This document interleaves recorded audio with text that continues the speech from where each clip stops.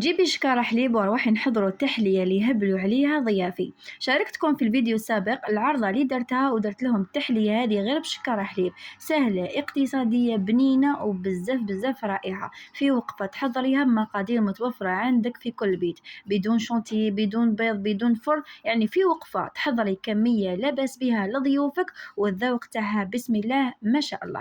ان شاء الله الوصفة تاع اليوم تعجبكم. قبل ما نبداو لا فيديو صلوا على الحبيب المصطفى عليه أفضل الصلاة والسلام. ما تنسوش هذاك الجام ودعمي بالبارتاج، وإذا أول مرة شفتي قناتي فعلوا الجرس واشتركوا فيها حتى توصلكم كامل الوصفات السهلة والاقتصادية. ونبدأ على بركة الله بطريقة التحضير. في كاسرونه راح نديرو لتر كامل من الحليب، شوفوا الكميه هذه راح تقطع لكم كبيره يعني ما شاء الله. راح نديرو فيها 50 غرام من الفلون بذوق الشوكولا، عندك 3 ملاعق كبار من النشا، 3 ملاعق كبار من سكر حبيبات، راح نضيف عليهم من 2 إلى 3 ملاعق كبار من الكاكاو البني الحلو اللي تكون نوعيه جيده، خاصه هذاك اللي فيه رائحه الشوكولا عفوا. نخلطوا كامل المقادير بارد في بارد، نحطوهم على النار حتى يثقل الخليط مع التحريك المستمر. بعدها راح نحيه ندير عليه ملعقة كبيرة من المارغرين، نخلطه مليح حتى تذوب. بعدها راح نصفي الخليط تاعنا حتى نتحصلوا على خليط كريمي. انا خياتي انا استعملت ليفرينات صغار بما انه عندي ضياف وحبيت ننوع في التحليات، حبيت ندير كمية اللي يعني يحبوا يزيدوا حاجة واحدة اخرى معاها، لهذا انا استعملت ليفرين هذو، يعني دات لي كمية ما شاء الله حوالي 8 علبة. هنا خياتي بعدها راح نخليه حتى يبرد. من جهة أخرى راح نحضر صوص شوكولا في كاس، راح ندير من كاس إلى كاس ونصف من الماء على حسب الكمية اللي عندكم، 2 ملاعق كبار من الفلون، 2 ملاعق كبار من النشا، و2 ملاعق كبار من الكاكاو البني. نحركوا الخليط تاعنا بارد في بارد، نحطوه فوق النار مع التحريك المستمر حتى يثقل معنا. بعدها راح نضيف له حوالي 50 غرام من الشوكولا، أنا تنحذف لي المقطع، لهذا انتم ضيفوا شوكولا اي نوع حتى تمد لها المذاق بنين. بعدها مباشره نفرغوا على الليفرين تاعنا بعد ما كانوا جمدوا، يعني تم تحكم القوام تاعها. وهكذا خياتي رانا التحليه تاعنا راهي واجده.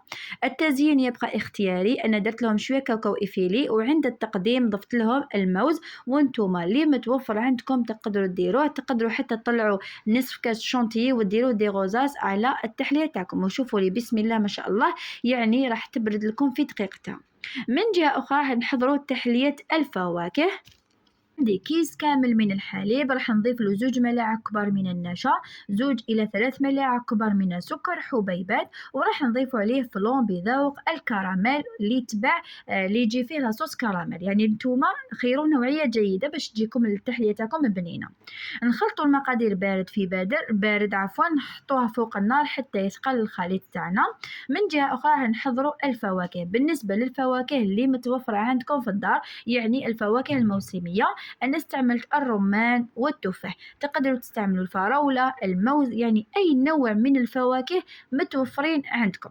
راح نقطعوهم كامل قطع صغيرة، يعني تجي بزاف بنينة، كشغل مزيج بين سلطة دو فروي ومزيج بين الفلون، يعني ديروا واحد التحلية قوة في البنة. صدقوني يا خياتي أنا 2 علب فقط اللي نحيت للتصوير، يعني من شدة بنتهم كملوهم في دقيقتهم، وصدقوني إذا جربتوا الوصفة راح تشوفوا النتيجة. راح نخلطوا التفاح مع الرمان، وانتم تقدروا ديروا اضافات الفواكه اللي متوفره عندكم في البيت. انا الخليط تاعنا تاع الفلورا واجد، تقدروا تصفيوه باش تحصلوا على قوام اكثر كريمي. بعدها راح نجيبو ليفيرين تاعنا. هنا ليفيرين ما تعمروهمش مليح، يعني تقريبا نخلو الربع منهم. بالنسبه للليفيرين تقدروا تستعملوا الصغيره ولا الكبيره، لكن كيس حليب راح يدير لكم كيما الاولى، يعني حتى 8 الى 9 قطع.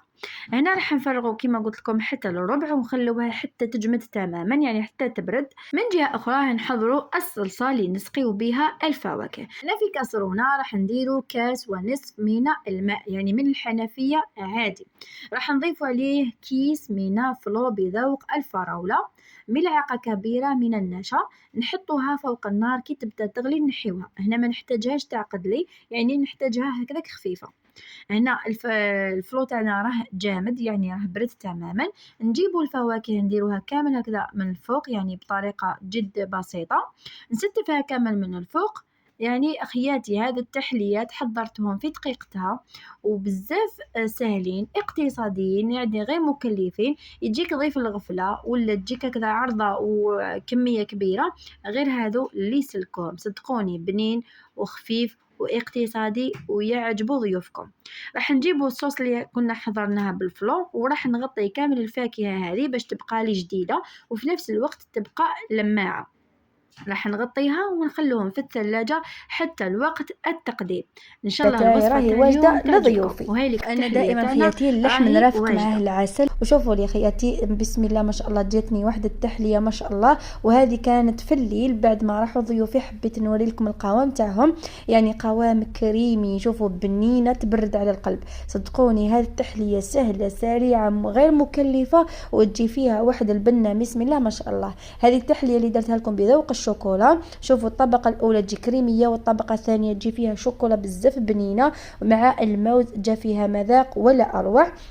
وهذه التحليه الثانيه للتحليه بالفواكه. شوفوا لي التحليات اللي درتهم في ليفيرين قدمتهم لضيوفي، يعني خبيت لكم هذه العلبه فقط باش نوري لكم القوام تاعها من الداخل. يعني الطبقه الاولى تجي كريميه، والطبقه الثانيه هذيك الفواكه مع هذيك لاصوص اللي درناها بالفوره، ولا تجي بزاف بزاف بنين. ان شاء الله الوصفه تاع اليوم تكون عجبتكم وتجربوها وتخبوا الوصفه للسهرات الرمضانيه. مشاهده ممتعه. دمتم في رعايه الله وحفظه.